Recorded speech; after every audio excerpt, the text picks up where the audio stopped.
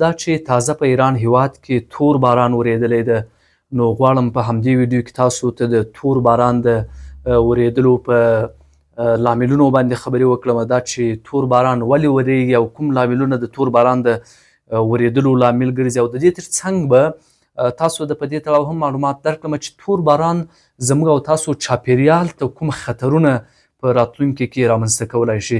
تاسو هم راسره اوسئ او همدا ویډیو تر وروستنیو شیبو راسره وڅارئ. تاسو له خان میډیا یوټیوب چینل څخه زموږ معلوماتي ویډیوګانې ګورئ. نو راځو اصلا موضوع ته اور یا د اور اخیستنه یا د آتش فشان لوګي هم د دې لامل ګرځي چې د باران له څاڅکو سره یو ځای شي او د باران رنګ ورتور کړي او همدارنګه صنعتي ککړتیا فابریکې او له کارخونو څخه چې کوم دود تولیدیږي همدا دود چې کله هوا ته پورته کیږي هلته د باران له څاڅکو سره یو ځای کیږي او د باران رنګ ورتوروي. دا هم دویم لوی لامل شو. قدرمنو لیدونکو موږ د ویډیو په پیل کې یادونه وکړه چې په ایران هیواد کې په دې وروستیو کې باران ورېدلی ده او د باران رنګ تور و او د دې ترڅنګ چې د دې باران رنګ تور و همدا باران غوړ هم و. نو په دې مو خبرې وکړلې چې تور باران د کوم لوګي چې هوا ته پورته کیږي او هغه د باران له څاڅکو سره ګډیږي په دې سره د باران رنګ توریږي. د تیلو غوړو یا صنعتي موادو د لوګیو ذرات هوا ته پورته کیږي. کله چې باران وریږي دا ذرات له څاڅکو سره ګډیږي نو له دې کبله د باران څاڅکي غوړ وي او رنګ یې هم خړ تر سترګو کیږي. اکثرا دا ډول بارانونه د ښارونو یا صنعتي سیمو په چاپیریال کې ترسره کیږي.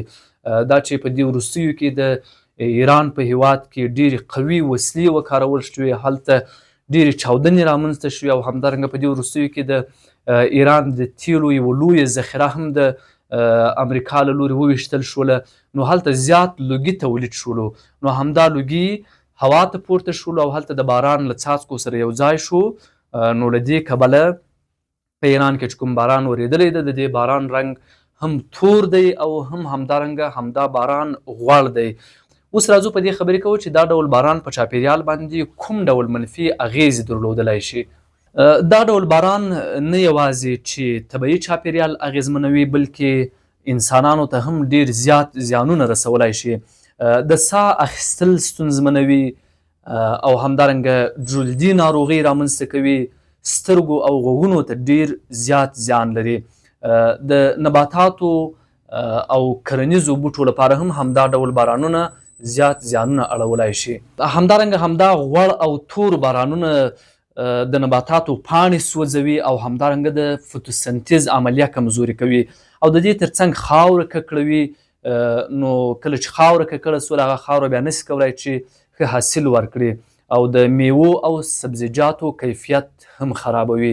د ځمکې او اوبو سرچینې هم زیانمنوي. د سیندونو او جهیلونو د اوبو کیفیت هم خرابوي. نو کله چې د اوبو کیفیت خراب سو نو له دې سره نورې زیاتې ناروغۍ هم رامنځته کیدلی شي. همدارنګه ساختمانونو او صنعتي برخې ته هم زیان رسولی شي.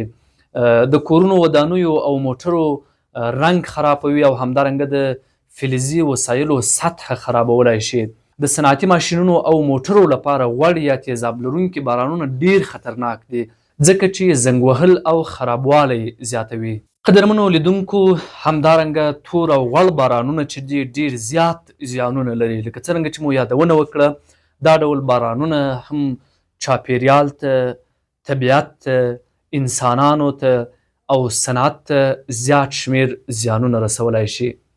د معلوماتي او علمي ویډیوګانو د کتلو او څارلو په موخه له خان میډیا سره اوسئ.